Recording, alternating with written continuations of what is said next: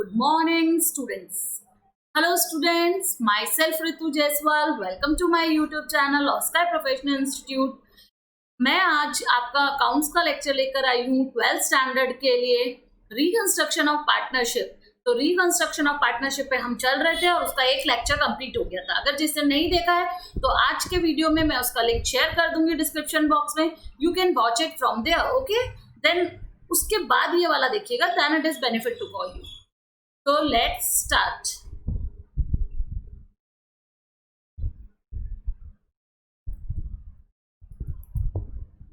चलिए, आज हम कहाँ तक कर चुके थे? हम प्रॉफिट शेयरिंग रेशियो और गेनिंग रेशियो वो पार्ट हम कर चुके थे।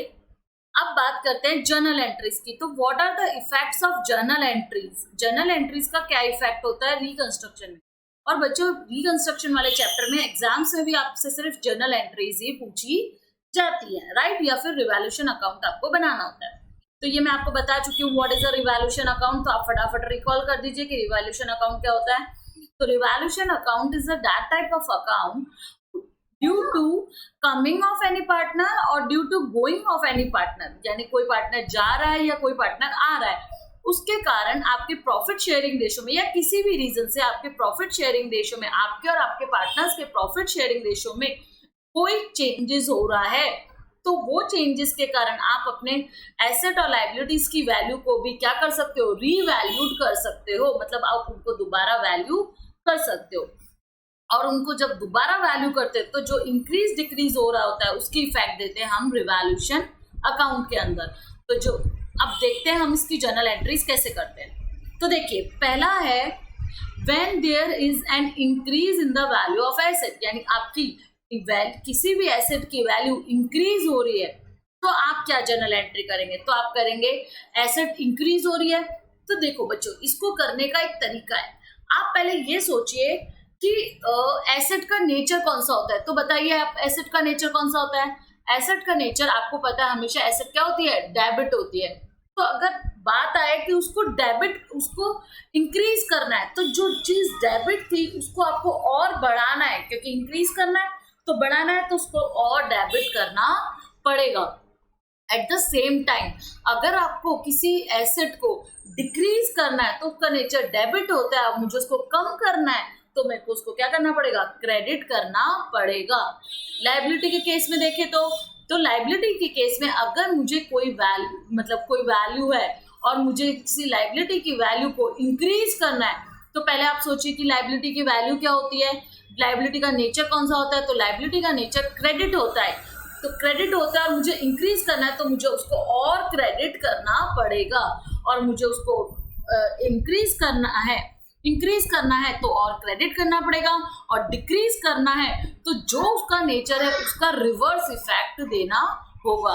तो इस तरीके से बच्चों ये जर्नल एंट्रीज की एंट्री होती है। खाली आप दिमाग में ये सोचो कि उसका जो, अगर उसको इंक्रीज करना है तो जो उसका नेचर है, डेबिट नेचर की है या क्रेडिट नेचर की है, जो उसका नेचर है उसको वही कर दो और दूसरी साइड में रिवैल्यूएशन अकाउंट डाल दो। और अगर आपको डिक्रीज करना है यानी कम करना है वैल्यू को, तो जो उसका नेचर है उसका रिवर्स कर दो। अगर आप ये रूल फॉलो करोगे तो कभी आपकी जर्नल एंट्रीज गलत नहीं होगी, इवन आपको कभी जर्नल एंट्रीज याद करनी नहीं पड़ेगी। चलिए, तो मैं आपको सिखाती हूँ। देखिए, when there is an increase in the value of asset, asset की वैल्यू में क्या हो रहा है? इंक्रीज हो रहा है। तो अभी मैंने बोला एसेट का नेचर क्या होता है? डेबिट होता है, और वैल्यू इंक्रीज हो रही है तो आपको उसको क्या करना पड़ेगा? और डेबिट करना पड़ेगा। तो रिस्पेक्टिव एसेट, यानी जो भी एसेट है, जैसे machinery account debit, building account debit, furniture account debit, whatever is the asset. और मैंने क्या बोला? दूसरी साइड में आपको क्या डालना है? रिवैल्यूएशन, यानी डेबिट इफेक्ट यहाँ आ गई तो दूसरी साइड आपके पास कुछ नहीं है तो आप क्या डालोगे? To revaluation. ठीक है, इतना समझ में आया? चलिए दूसरा देखते हैं। When there is decrease in the value of asset, यानी एसेट की वैल्यू क्या हो रही है? कम हो रही है। तो एसेट की वैल्यू अगर कम हो रही है तो एसेट का नेचर कौन सा होता है? हमेशा डेबिट नेचर होता है। आपको उसकी वैल्यू को कम करना है तो उसके नेचर के क्या करना पड़ेगा? रिवर्स करना पड़ेगा। सही बोला एकदम आपने। क्या करना पड़ेगा? हाँ, वेरी गुड, रिवर्स करना पड़ेगा।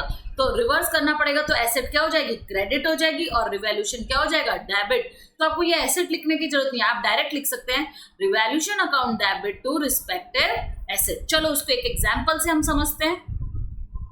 मानिए लिखा हुआ है वैल्यू ऑफ बिल्डिंग,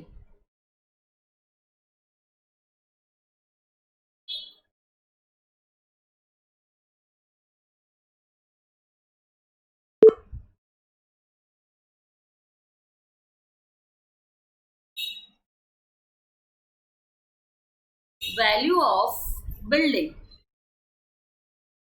तो value of building decrease by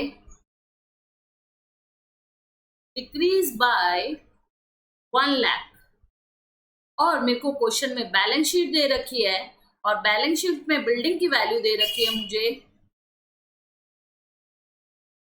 question में मुझे बिल्डिंग की वैल्यू दे रखी है मानिए 2 लाख, राइट। तो अब मुझे ये वैल्यू ऑफ अ बिल्डिंग क्या करनी है, डिक्रीज करनी है, कम करनी है। तो कम करनी है तो मेरे को बिल्डिंग मेरी एसेट होती है, तो एसेट के नेचर के क्या करना है, आपको रिवर्स करना है। तो मेरी जर्नल एंट्री क्या हो जाएगी, revaluation account debit, revaluation account debit,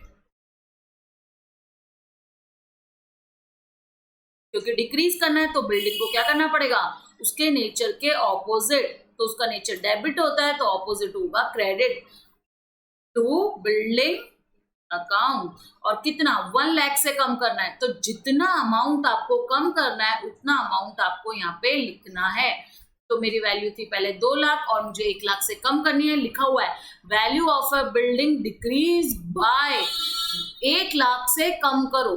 तो 1 लाख से कम करो तो मुझे कितना कम करना है, 1 लाख कम करना है, ठीक है। अभी इसी क्वेश्चन में यहाँ पे ये फर्स्ट क्वेश्चन हुआ, इसी क्वेश्चन में मानो यही बैलेंस शीट है और यहाँ पे लिखा होता value of building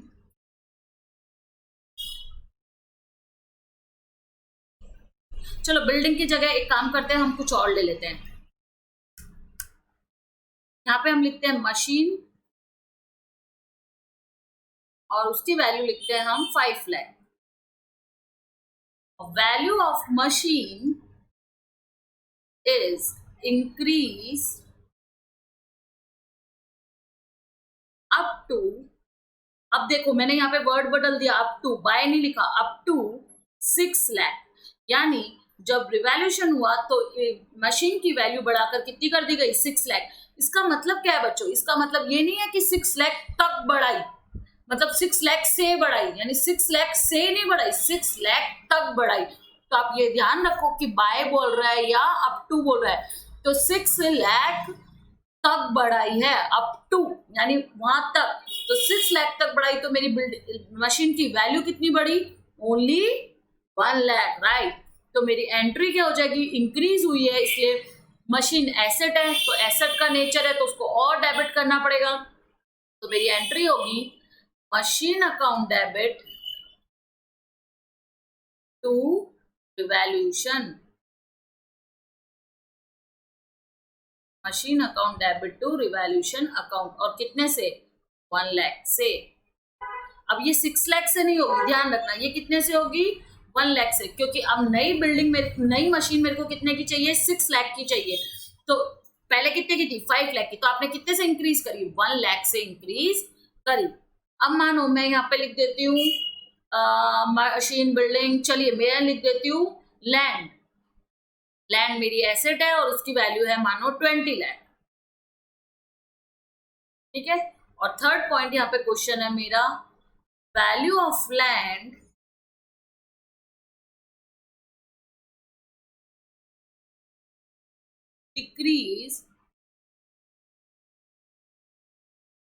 decrease up to 18 lakh. अब आप बताइए क्या एंट्री होगी, तो वैल्यू ऑफ लैंड कितने तक डिक्रीज करनी है, 18 लाख तक। तो 18 लाख से डिक्रीज नहीं करनी, 18 लाख तक डिक्रीज करनी है। तो 18 लाख तक डिक्रीज करनी है, इसका मतलब आपको डिक्रीज कितना करना पड़ेगा, 2 लाख। तो ये मेरी फर्स्ट एंट्री थी, ये मेरी सेकेंड एंट्री। अब मेरी थर्ड एंट्री क्या होगी, थर्ड एंट्री होगी मेरी डिक्रीज करनी है तो रिवैल्यूएशन को करना पड़ेगा डेबिट, तो revaluation account debit, revaluation account debit to land account, और कितने से, 2 लाख से। तो आप ज्यादातर बच्चे जर्नल एंट्री सही लिखते हैं, पर ये अमाउंट में मिस्टेक कर जाते हैं, उनको पता ही नहीं चलता कि यही अमाउंट उठानी है या इसमें से ये माइनस या प्लस करके उठाना है। तो आपको यही सीखना पड़ेगा कि क्या बोल रहा है उसको हिंदी में बोल के देखो। आपकी मम्मी ने बोला तेरी पॉकेट मनी को 10 रुपए से बढ़ा दिया गया, तो अगर आपको पहले 50 रुपीज मिलते थे और 10 से बढ़ा दिया, इसका मतलब अब आपको 60 रुपीज मिलेंगे। और अगर ऐसे बोले कि तेरी पॉकेट मनी को 100 रुपीज बढ़ा दिया, 100 रुपीज कर दिया, तो इसका मतलब हुआ कि आपको अगर पहले 50 मिलते थे तो अब 50 और मिलेंगे, यानी टोटल आपकी इनकम कितनी हो गई है, 100 रुपीज हो गई है। इस तरीके से ये होता है। चलिए नेक्स्ट चलते हैं हम। ये मैंने आपको दो इसके एग्जाम्पल बताए, एक तो increase in the value of asset और decrease in the value of asset. चलिए नेक्स्ट चलते हैं। When there is a provision for doubtful debt और discount reserve etcetera on debtors, then, तो अगर प्रोविजन बनाना है आपको किस पर, डेटर्स पर, बोलू बैड डेट रिजर्व का प्रोविजन बनाना है या आपको डिस्काउंट रिजर्व ऑन डेटर बनाना है, तो आपको क्या करना पड़ेगा। तो इसका आप पहले खुद सोचो, मैंने क्या सिखाया आपको कि आप पहले जो चीज आपको करनी है उसका नेचर पकड़ो। आपको क्या बनाना है, doubtful debts, provision for doubtful डेब्ट बनाना है। तो प्रोविजन फॉर डाउटफुल डेब्ट को आप बैलेंस शीट में कहाँ दिखाते हो, क्रेडिट साइड में, यानी उसका नेचर कौन सा होता है, राइट, क्रेडिट नेचर होता है। तो अब आपको पहले जीरो था क्योंकि आपको नया बनाना पड़ रहा है, तो पहले जीरो था, अब आपको बनाना पड़ रहा है नया, तो उसको आप इंक्रीज कर रहे हो, यानी पहले जीरो था, अब उसकी वैल्यू ला रहे हो कुछ, तो आप उसकी वैल्यू इंक्रीज कर रहे हो। तो मैंने बोला जब आपको वैल्यू इंक्रीज करनी है तो उसको अपने नेचर में ही और करना पड़ेगा। तो बैड डेट रिजर्व या प्रोविजन फॉर डाउटफुल डेट कौन से नेचर का होता है, क्रेडिट, तो आपको उसको और क्रेडिट करना पड़ेगा। Same to same discount reserve के लिए, डिस्काउंट रिजर्व का नेचर क्या होता है, क्रेडिट करना होता है। तो अब पहले थी वैल्यू जीरो, अब मुझे 1000 रुपए का प्रोविजन बनाना है, तो मुझे उसको और क्रेडिट करना पड़ेगा। नेक्स्ट चलते हैं। If there is an unrecorded asset, अच्छा ये इससे पहले, नेक्स्ट चलने से पहले मैं इसका एक एग्जांपल समझा देती हूँ आपको।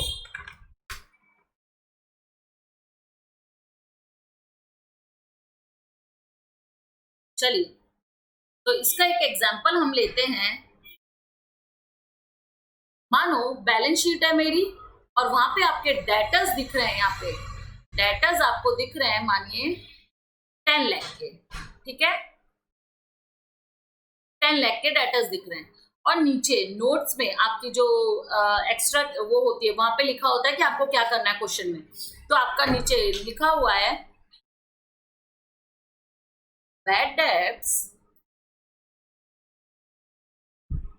Is now to be maintained by 10% on debtor, ठीक है, यानी बैड डेब्ट आपको अब बनाना है, बैड डेब्ट रिजर्व बनाना है आपको, ठीक है। तो बैड डेब्ट रिजर्व आपको अब बनाना है कितना, डेटर्स का 10%। तो अगर डेटर्स का 10% आपको बैड डेब्ट रिजर्व बनाना है, तो बैड डेब्ट रिजर्व का नेचर कौन सा होता है, क्रेडिट। जैसे अभी आपको जर्नल एंट्री से कही, तो पास अ जर्नल एंट्री, ऐसे लिखा हुआ है क्वेश्चन, पास अ जर्नल एंट्री। तो मेरे को जर्नल एंट्री पास करनी है तो मैं कैसे करूंगी, तो मेरी एंट्री कैसे होगी, रिजर्व नेचर क्रेडिट होता है, तो रिवैल्यूशन हो जाएगा debit, revaluation account debit, revaluation account debit to bad डेब्ट रिजर्व। कितना, 10 लाख का 10%, तो कितना आएगा 1 लाख। जितना भी आया आप कैलसी में सॉल्व कर सकते हैं, राइट। चलिए अब इसी क्वेश्चन को मैं कन्वर्ट करती हूँ। मानिए ये मेरा फर्स्ट क्वेश्चन था, अब मैं इसी क्वेश्चन में, और ये फर्स्ट आंसर था, अब मैं सेकेंड, इसी क्वेश्चन को मैं कुछ कन्वर्ट करती हूँ। मानिए बैलेंस शीट में पहले से बैड डेब्ट दे रखे थे, यहाँ पे दे रखा है बैड डेब्ट रिजर्व, पहले से बैड डेब्ट रिजर्व दे रखे हैं और वो दे रखे हैं मुझे 60,000 के, और यहाँ पे माइनस करके मेरी वैल्यू लिखी हुई है, वो मानो जो भी लिखी हुई है 10 लाख में से 60,000 जाता है तो आपको बचता है 9,40,000, राइट। और बोला बैड डेब्ट reserve is to be maintain, यही क्वेश्चन है, मेंटेन बाय 10% ऑन डेटर्स, ठीक है। तो क्वेश्चन क्या बदल गया, पहले खाली ये इंफॉर्मेशन थी, अब यहाँ पे ये इंफॉर्मेशन भी आ गई, तो उस अकॉर्डिंग आपका आंसर भी क्या हो जाएगा, चेंज हो जाएगा। तो इसका आंसर होगा ये जर्नल एंट्री यही होगी, रिवॉल्यूशन अकाउंट डेबिट। पहले देखो 10% बनाना है तो पहले 10 लाख का 10% निकालो, कितना आएगा, 1 लाख आएगा। 1 लाख में से आपको मतलब टोटल 1 लाख का रिजर्व चाहिए, 1 लाख में से 60,000 रिजर्व आपके पास पहले से पड़ा है, तो नया रिजर्व आपको कितना क्रिएट करना है, 40,000 का। तो revolution account debit to increase करना है रिजर्व की वैल्यू, पहले 60 थी अब 1 लाख चाहिए, तो 40,000 से मेरे को क्या करना पड़ेगा, रिजर्व इंक्रीज करना पड़ेगा टू बैड डेब्ट रिजर्व। ये BDR है, बैड डेब्ट रिजर्व। तो 40,000 से मुझको इसको क्या करना पड़ेगा, इंक्रीज करना पड़ेगा। ठीक है, समझ में आया बच्चों। चलिए अब मैं इसकी फिर कंडीशन बदलती हूँ। चलिए आप बताना, मानिए यहाँ पे था 1,60,000, ठीक है, तीनों क्वेश्चन को अलग अलग समझना। यहाँ पे है डेटर्स 10 लाख का और बैड डेब्ट रिजर्व दे रखे हैं 1,60,000। अब इन्होंने नीचे बोला बैड डेब्ट reserve is to be now to be maintain by 10% on debtor. तो देखिए 10 लाख का 10% निकालिए 1 लाख, मुझे बैड डेब्ट रिजर्व कितने का बनाना है, 1 लाख का बनाना है, जबकि मैंने कितने का बना रखा है, 1,60,000 का। तो मुझे 60,000 रिजर्व में से निकाल के अपने पास ले लेने हैं। अगर रिजर्व में से निकाल के अपने पास ले लेने हैं तो आप एंट्री क्या करोगे, यानी आपकी इनकम हो गई। तो रिवर्स हो रहा है, यानी क्योंकि वैल्यू क्या करनी पड़ रही है, आपको कम करनी पड़ रही है। अब उसका नेचर क्या होता है, क्रेडिट होता है, और जब आपको कम करनी है तो उसको क्या करना पड़ेगा, डेबिट करना पड़ेगा। तो जर्नल एंट्री होगी बैड डेब्ट reserve account debit to revolution, bad डेब्ट reserve account debit to revolution. ठीक है, और कितने का, 60,000 का, सॉरी क्यों, क्योंकि 60,000 से मेरे को उसको क्या करना है, कम करना है। समझ में आया, क्योंकि पहले मैं बनाती थी 1,60,000 का, अब मुझे लगता है नहीं मेरे बैड डेटर्स अच्छे हैं, मेरे को सारा पैसा दे देंगे, तो मुझे इतना ज्यादा बनाने की जरूरत नहीं है, मैं 1 लाख का बना लेती हूँ। तो 60,000 मेरे को उसमें से हटाना है, तो मैं रिवॉल्यूशन में क्या बन जाएगा, वो प्रॉफिट बन जाएगा, और बैड डेब्ट रिजर्व को मैं क्या कर दूं, वापस डेबिट कर दूं। ठीक है, इतना समझ में आया। चलिए आगे चलते हैं। Same to same journal entries है डिस्काउंट रिजर्व की, अगर डिस्काउंट रिजर्व के लिए भी बोले तो भी आपको यही करना है। ओके, चलिए next, if there is an unrecorded asset, accrued income और प्रीपेड एक्सपेंस, रिकॉर्ड करना रह गया था, अनरिकॉर्ड है, तो आप उसको अभी क्या कर दीजिए, रिकॉर्ड कर दीजिए। अब पहले देखिए ये वर्ड्स के नाम क्या है, अनरिकॉर्डेड एसेट, यानी आपने रिकॉर्ड नहीं की थी, यानी उस एसेट की वैल्यू क्या थी अभी तक, 0। तो अभी तक उस एसेट की वैल्यू 0 थी, अब आपको कुछ इंक्रीज करना है, कुछ वैल्यू लानी है उसकी, तो इसका मतलब इंक्रीज करना पड़ेगा। और मैंने बोला था जब भी आपको किसी की वैल्यू इंक्रीज करनी है तो उसका जो नेचर होता है उसको वैसे करो। तो एसेट का नेचर कौन सा होता है, डेबिट, तो अगर उसका नेचर डेबिट होता है तो आपको उसको और डेबिट करना पड़ेगा। तो जो भी एसेट है, जैसे machine account debit, building account debit, जो भी एसेट है, तो रिस्पेक्टिव एसेट अकाउंट डेबिट। अब दूसरा वर्ड पकड़िए, अकर्ड इनकम। अकर्ड इनकम यानी वो इनकम जो आपको मिलने वाली है, बकाया इनकम, राइट। तो फ्यूचर में मिलेगी आपको इनकम, आप लिखना भूल गए थे, यानी पहले आपने 0 दिखा रखी है। इनकम है यानी मिलने वाली इनकम है फ्यूचर में, तो आपकी एसेट है। अगर एसेट है तो उसका नेचर डेबिट होता है, और डेबिट होता है तो उसको आपको और डेबिट करना पड़ेगा। तो अकर्ड इनकम अकाउंट डेबिट। और लास्ट है आपका प्रीपेड एक्सपेंस, कोई खर्चे मैंने एडवांस में चुका रखे हैं। अगर कोई खर्चे मैंने एडवांस में चुका रखे हैं तो जब तक वो खर्चे का मैं पूरा फायदा नहीं उठा लेती, यानी वो टाइम पीरियड नहीं आ जाता उस खर्चे का, तब तक वो मेरी क्या बने रहेंगे, एसेट बने रहेंगे। जैसे आपने अभी 12th स्टैंडर्ड की ट्यूशन की फीस माने पूरी दे दी है, पर अभी तो आपका साल बाकी है पढ़ने का, तो वो आपके लिए टिल देन आपका साल पूरा नहीं हो जाता, वो आपके लिए एसेट है। और जो आपको सर्विस प्रोवाइड कर रहा है, जो ट्यूशन टीचर है, उसके लिए वो क्या है, लायबिलिटी है, राइट। तो प्रीपेड एक्सपेंस क्या होते हैं, अगर आपने एक्सपेंस को एडवांस में पे कर रखा है तो वो आपके लिए जब तक वो पीरियड खत्म नहीं हो जाता तब तक के लिए वो आपके लिए क्या है, एसेट है। अब आपने वो एसेट अनरिकॉर्ड है यानी रिकॉर्ड नहीं किया, तो इसका मतलब कितनी दिखा रखी है, 0 दिखा रखी है। अब आपको रिकॉर्ड करनी है यानी इंक्रीज करनी है। और मैंने क्या बोला, जब इंक्रीज करते हैं तो जिसका जो नेचर है उसको वैसे ही रहने दो, और दूसरी साइड में रिवैल्यूएशन लिख दो। तो प्रीपेड एक्सपेंस का नेचर मैंने अभी आपको बताया, डेबिट होता है, तो prepaid expense account debit to revaluation. ठीक है, यहाँ तक कोई दिक्कत है? नो। Okay, liability. अब देखिए, अभी मैंने बताया था if there is increase in the value of liability, liability की वैल्यू में इंक्रीज हो रहा है, तो लाइबिलिटी का नेचर कौन सा होता है? हमेशा लाइबिलिटी का नेचर होता है क्रेडिट, तो उसको और क्रेडिट करना पड़ेगा, तो मेरी एंट्री क्या हो जाएगी? Revaluation account debit to respective liability, जो भी लाइबिलिटी है। और सेम टू सेम अगर डिक्रीज हो रहा है, if there is decrease in the amount of liability, अगर डिक्रीज हो रहा है तो रिस्पेक्टिव डिक्रीज हो रहा है, तो मैंने बोला जो नेचर है उसका रिवर्स कर दो, तो उसका नेचर क्रेडिट होता है, रिवर्स करने के लिए उसको क्या करना पड़ेगा? डेबिट करना पड़ेगा, तो respective liability account debit to revaluation. ठीक है, इसका भी हम एक एग्जाम्पल देख लेते हैं और आज के लिए इतना बस। ठीक है, फटाफट हम इसका एक एग्जाम्पल समझा देती हूँ मैं आपको। चलिए, तो हमारी सबसे पहले बैलेंस शीट दे रखी है और लाइबिलिटी इधर लिखूं? नो मैम, किधर लिखूंगी? इधर, राइट। इधर पहले कैपिटल आता है, फिर इधर जो भी लाइबिलिटीज है, करंट लाइबिलिटी या नॉन करंट लाइबिलिटी, दो पार्ट आपको लिखने हैं, जो भी लाइबिलिटीज है। ठीक है, तो मैं लिख देती हूँ। चलो, एक क्रेडिटर एक लाइबिलिटी ले लेते हैं हम। तो मैंने क्रेडिटर लिखा और क्रेडिटर की वैल्यू मानो मैंने लिखी है 2 लाख। ठीक है, तो 2 लाख रुपीज मेरे क्रेडिटर है, और नीचे लिखा हुआ है now in future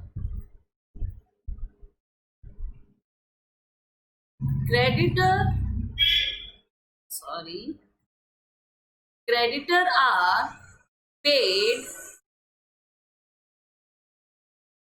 less by 10%, right? यानी जितना मेरे को पे करना था उससे अब 10% कम पे करना है। तो जितना पे करना है, कितना पे करना है? 2 लाख, उसका 10% यानी 20,000 कम पे करना है। तो मेरी जर्नल एंट्री क्या हो जाएगी इसकी? हाँ, कम करना है। कम करना है तो आपको उसको क्या करना पड़ेगा? रिवर्स करना पड़ेगा। Very good. तो क्रेडिटर का नेचर कौन सा होता है? क्रेडिट नेचर का होता है, तो उसको क्या करना पड़ेगा? डेबिट। तो मेरी एंट्री हो जाएगी creditor account debit to revaluation. Okay, और कितना? 20,000 कम पे करना है, इसलिए 20,000 का अमाउंट मैं क्या कर दूंगी? रिवर्स कर दूंगी। ठीक है, तो ये इसका आंसर है। मानो इसके बाद में क्वेश्चन होता, दूसरा कोई क्वेश्चन होता, ये फर्स्ट मान लेते हैं, इसको मैं सेकंड पॉइंट देती हूँ। नाउ इन फ्यूचर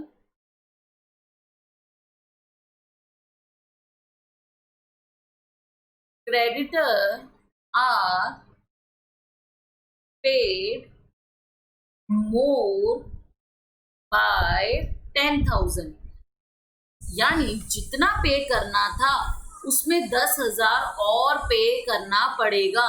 अगर और पे करना पड़ेगा तो इंक्रीज हुई लाइबिलिटी, तो लाइबिलिटी इंक्रीज हुई, तो जिसका जो नेचर है वैसे रहने देना है। तो क्रेडिटर का नेचर कौन सा होता है? बोलो, क्रेडिट। तो आपको क्या करना पड़ेगा? क्रेडिटर को, तो दूसरी साइड में रिवैल्यूएशन, तो revaluation account debit to creditor. और कितने से आएगा? 10,000 से, क्योंकि मेरी लाइबिलिटी इंक्रीज कितने से हुई? 10,000 से, बाय 10,000 से, राइट? चलिए और ले लेते हैं एक और क्वेश्चन आपके अच्छे अंडरस्टैंडिंग के लिए। Now in future